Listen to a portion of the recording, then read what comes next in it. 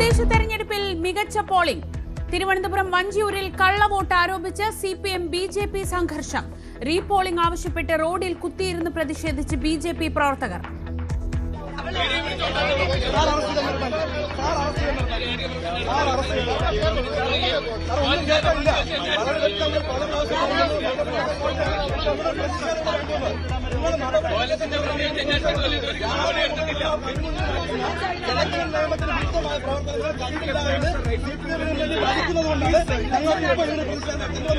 ഇവിടുത്തെ 101 വാർഡുകളിൽ 3 വാർഡുകളിൽ തോന്നില്ല. ഈ ഒരു വാർഡിൽ നിങ്ങൾ സിപിഎമ്മിനോട് ചേർന്നുകൊണ്ട്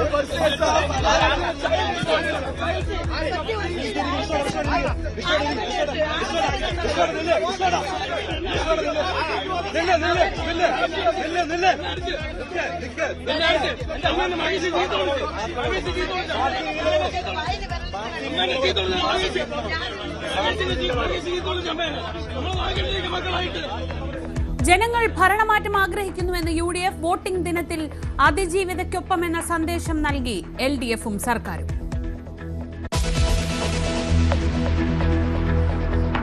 ആവേശത്തോടെ ബൂത്തിലെത്തി താരങ്ങൾ. ആലുവ സെയിന്റ് ഫ്രാൻസിസ് സ്കൂളിൽ വോട്ട് രേഖപ്പെടുത്തി ദിലീപ്.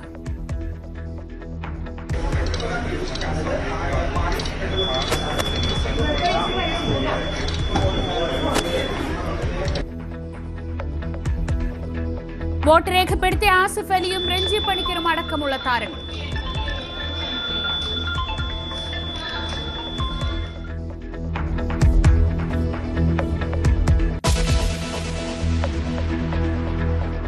പ്രീപോൾ സർവേ ഫലം പരസ്യപ്പെടുത്തി ശ്രീലേഖ കുടുങ്ങി. ഗൌരവതരമായ പിഴവെന്ന് തെരഞ്ഞെടുപ്പ് കമ്മീഷൻ സൈബർ പോലീസിൽ റിപ്പോർട്ട് ചെയ്തു. വിവാദമായപ്പോൾ പോസ്റ്റ് പിൻവലിച്ച് മുൻ DGP.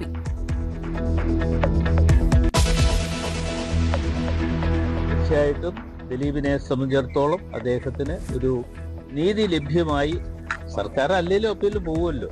സർക്കാരിന് വേറെ ഒരു ജോലിയില്ലല്ലോ. ദിലീപിന് നീതി കിട്ടിയെന്ന് പറഞ്ഞ് കുടുങ്ങി അടൂർ പ്രകാശ്. വോട്ടെടുപ്പ് ദിവസം അതിജീവിതയ്ക്കെതിരായ UDF കൺവീനറുടെ പരാമർശത്തിൽ വെട്ടിലായി കോൺഗ്രസ്. പാർട്ടി നിലപാടല്ലെന്ന് പരസ്യമായി തള്ളിപ്പറഞ്ഞ് ചെന്നിത്തലയും K മുരളീധരനും. വിവാദമായതോടെ മലക്കം മറിച്ചു. അങ്ങനെ കൊണ്ടുവരാൻ വേണ്ടി ശ്രമം നടത്തേണ്ട. അതിജീവിതയ്ക്ക് നീതി കിട്ടിയില്ല എന്ന് തന്നെയാണ് ഞാൻ ഇവിടെ പറഞ്ഞത്.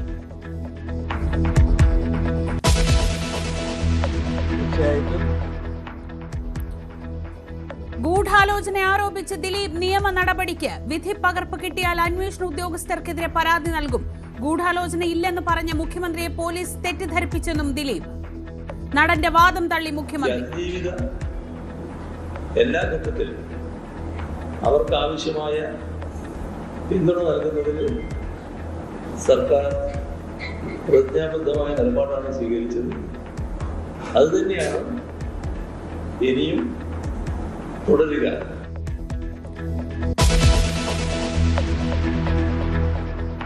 SIRൽ ഇതുവരെ കണ്ടെത്താനാകാത്ത 22 ലക്ഷം വോട്ടർമാരെന്ന് തെരഞ്ഞെടുപ്പ് കമ്മീഷൻ. പട്ടിക സംബന്ധിച്ച് കൂടുതൽ പരിശോധന.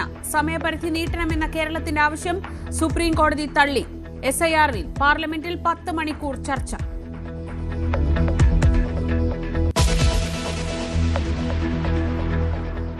ദക്ഷിണാഫ്രിക്കയ്ക്കെതിരായ ആദ്യ T20 ഇന്ന്. മത്സരം കട്ടക്കിൽ വൈകിട്ട് 7 മണിക്ക്. സഞ്ജു സാംസൺ കളിക്കുമോ എന്നതിൽ ആകാംക്ഷ.